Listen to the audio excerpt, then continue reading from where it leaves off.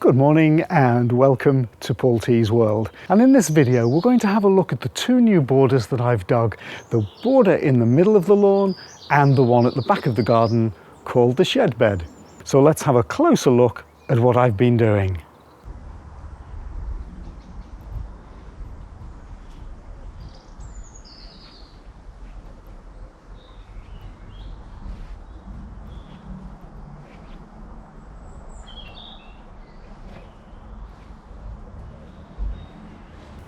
Here's the lawn bed that I dug a few weeks ago, and now I've planted some of the plants and placed some of the newer ones that I've bought at a local garden centre. So this is a mixture of transplanted plants, online plants and plants from a local garden centre.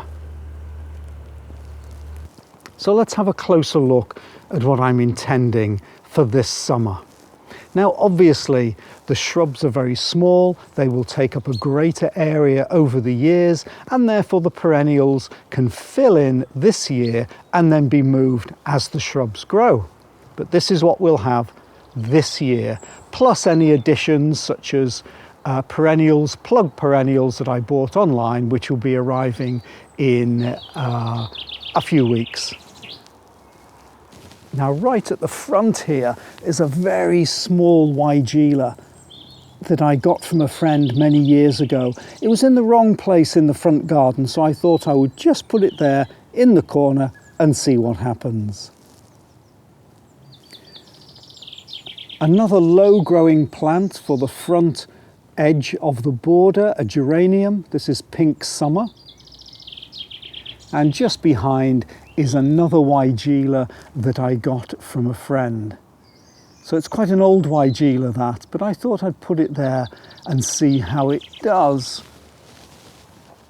We've got two phlox here behind. A flame purple, £6.50, and a pink flame white eye. This is a cistus I've put at the front of the bed. It's a Mediterranean plant, wants as much sun as you can get. The flowers are so pretty, it flowers profusely. The flowers actually only last a day or two, but it's a lovely plant this, if you can get one. And behind the cistus, I'm going to have to look up the name of this because I can't remember it. I got this from a local garden centre. It will grow to about 3 feet high and wide. You don't prune it. It has lovely red flowers, pink flowers that you can just see there in the spring.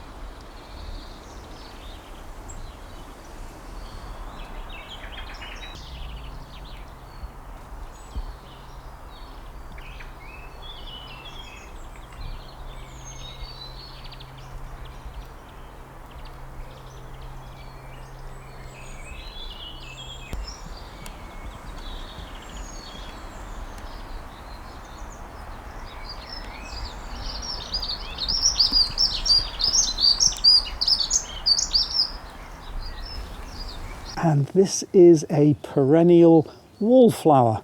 So that'll grow maybe to 60 centimetres and fill this area and flower all summer. Purple flowers.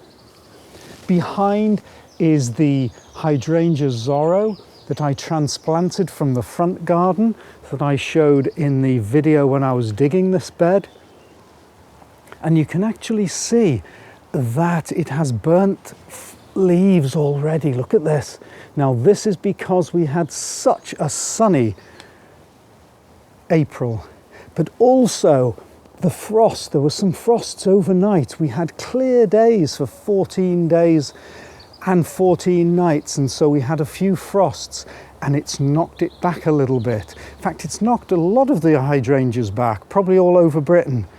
But it'll be okay, and also, of course, it's a little bit stressed because of the fact that I've just moved it. The blackbird's just running past there. Blackbird's waiting to see if I'm going to give it some mealworms. And here's one of the many hydrangeas that I've got for this year.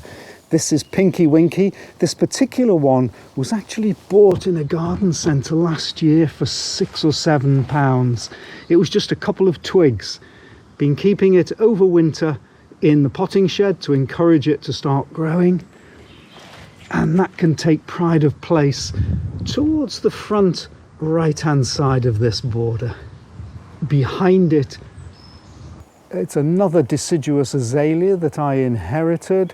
It looks as though it's not going to flower. Oh, actually, there are two little flowers here. I didn't really want to transplant it, take it out of its pot at this time of the year, but I'm doing the bed. It's an old plant. I wanted it out of that pot, and so I've done it anyway. It looks quite happy. I've given it lots of goodness, hopefully plenty of water because we hadn't had any rain for 2 weeks. But it's not going to flower very well this year, but that's okay. Didn't really expect it to in its first year transplanted. Just at this side of the border here, we have 3 Ericiums. Those will be blue, purple. Oh, and behind, this is going to fill the border beautifully. Silver Dollar Paniculata hydrangea. And this is one of those 3 that I got online earlier on in the year when they came as just little twigs, but look, they're really doing nicely. That is not the pot that it came in, of course. It came in a little 9 centimetre pot. A bright euphorbia that I want to brighten up and spread in this part of the border, as well as this dogwood. And the idea of the dogwood, I'm probably going to prune the dogwood in April so that it grows Cornus alba sibirica, so that I'm going to grow it for its red stems at the back of this border. So in the winter it'll have these lovely red stems. Now they do like a lot of water, the dogwoods, so I'm going to have my work cut out in keeping this bed moist, because as you know, this sandy soil is really difficult to keep watered. It's bone dry already. And later on I will fill in some of the gaps with the fast growing perennials in a month's time. Oh, and at the end, of course, is the apple tree. And I want to grow some plants around the apple tree so we don't have this stark trunk just sticking out of the bed. And the apple tree has just got its blossom opening, as in fact has the Clematis montana, which is on the shed. There we are. Some of the flowers just starting. And we'll look at that more closely in the garden tour in a week or so. This leaves us with the shed bed. Shed bed is taking shape. Once again, shrubs to dominate, interspersed with perennials. And the big shrub that is going to dominate this bed is this one. Hydrangea paniculata phantom, and that could grow as high as you want there. I might have to control it even, so that it doesn't totally hide the rhododendron at the back, which actually is doing okay, considering I transplanted that just a few weeks ago, just when it probably didn't want transplanting. And indeed, there's a little bit of the flower showing there. It's going to be a gorgeous red. Behind, of course, we've got the grissolineas, the hedge that is going to hide this fence. The berberis I've already planted just at the side of the wall, and in front are the epimediums that were already there, and I've decided to leave them for the moment, see what happens. Ericium light yellow, which will contrast these agastache, these blue agastache in front. The dicentra, luxuriant, this one, isn't it? And of course those flowers will have faded by the time these other flowers come out.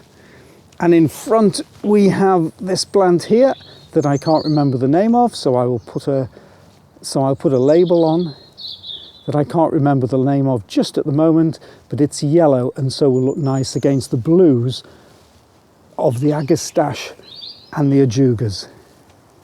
And just to the right of those is a euphorbia, just to give some height to the front of the border. The euphorbia here that will grow and fill this whole gap here in front of the elderflower, the ornamental elderflower. And I've got a little hazel behind. That came as a free plant from the council about 10 years ago, and I thought I'd just put it in there. I had a number of trees from them. And because this euonymus will take obviously a few years to fill this gap, I'm going to put other plants in the foreground here. And first of all, I've dug up from the front garden some sedum spectabilis, so I will put those in that gap. And later on, as these shrubs start to grow, I can then split, move the sedum and put them somewhere else as appropriate, so the bed then evolves as the shrubs start to grow.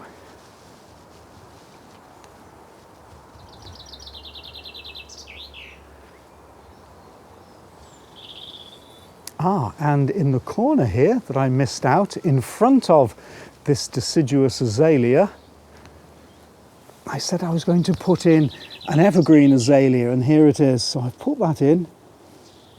It seems happy and is going to flower shortly. And I thought in front and to the left of that, a yellow one would be nice. And this is a rhododendron. Of course, azaleas are rhododendrons as well. Rhododendron wren, beautiful yellow. And that will contrast with this evergreen azalea, which is Greisteady rhododendron. It says rhododendron, but I think it's an azalea actually. With this rhododendron. Flowering time, April, May, do not trim, fully grown, 60 to 80 centimetres. There we are, that'll contrast nicely the colour of that with this yellow one. And the other idea of having this rhododendron here is to soften the edge of the shed,